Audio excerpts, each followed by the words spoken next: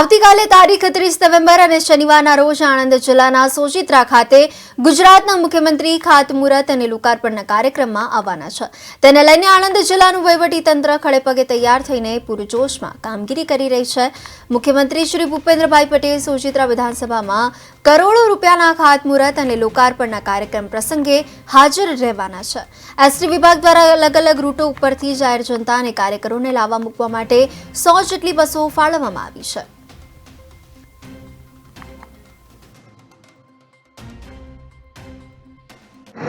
આવતીકાલ એટલે કે તારીખ 30 અને શનિવારના રોજ ગુજરાતના મુખ્યમંત્રી આણંદ જિલ્લાના સોજિત્રા વિધાનસભામાં આવી રહ્યા છે। ખૂબ લાખો કરોડો રૂપિયાના કામોના લોકાર્પણ અને ખાતમુહૂર્ત કરવા આવ્યા છે અને અહીંયા તમે જોઈ શકો છો ખૂબ મોટી સંખ્યામાં તેનું આયોજન થઈ રહ્યું છે। જિલ્લાનું વહીવટીતંત્ર ખડે પગે તૈયાર છે। ખૂબ મોટી સંખ્યામાં પોલીસ સ્ટાફ પણ અહીંયા હાજર છે અને ખડે પગે તેઓ પોતાની ફરજ બજાવી રહ્યા છે અને આ સભા મંડપ પણ લગભગ તૈયાર થઈ ચૂક્યો છે।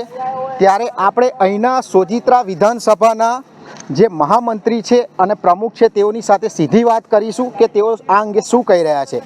જી, અહીંયા સોજિત્રામાં આવતીકાલે મુખ્યમંત્રી પધારી રહ્યા છે વિકાસના કામોના લોકાર્પણ અને ખાતમુહૂર્ત માટે, શું કહેશો?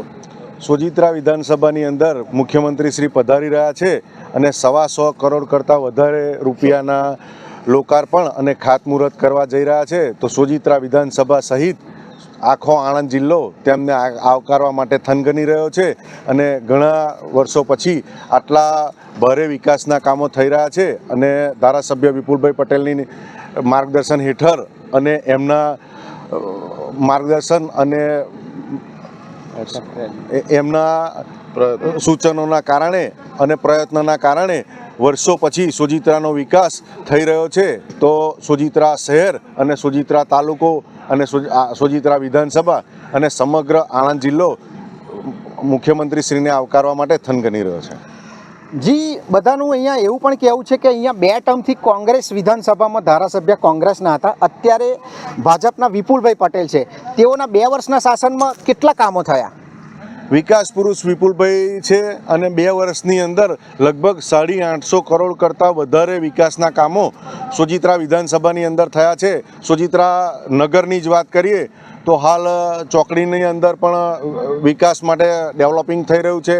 5.5 કરોડ રૂપિયાની હોસ્પિટલનું પણ નવું કામ થવા જઈ રહ્યું છે। 16.5 કરોડ રૂપિયાના ખર્ચે ભાઈ કાકા વિનિમય કોલેજનું પણ આજે લોકાર્પણ થવા જઈ રહ્યું છે। એ સિવાય 16 કરોડ રૂપિયાના સોજિત્રાના મુખ્ય માર્ગો નવા થવા જઈ રહ્યા છે।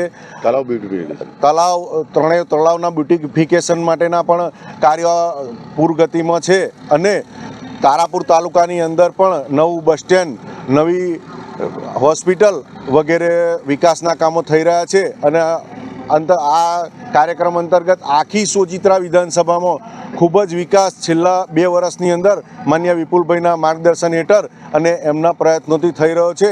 આખી વિધાનસભા ખૂબ ખુશ છે અને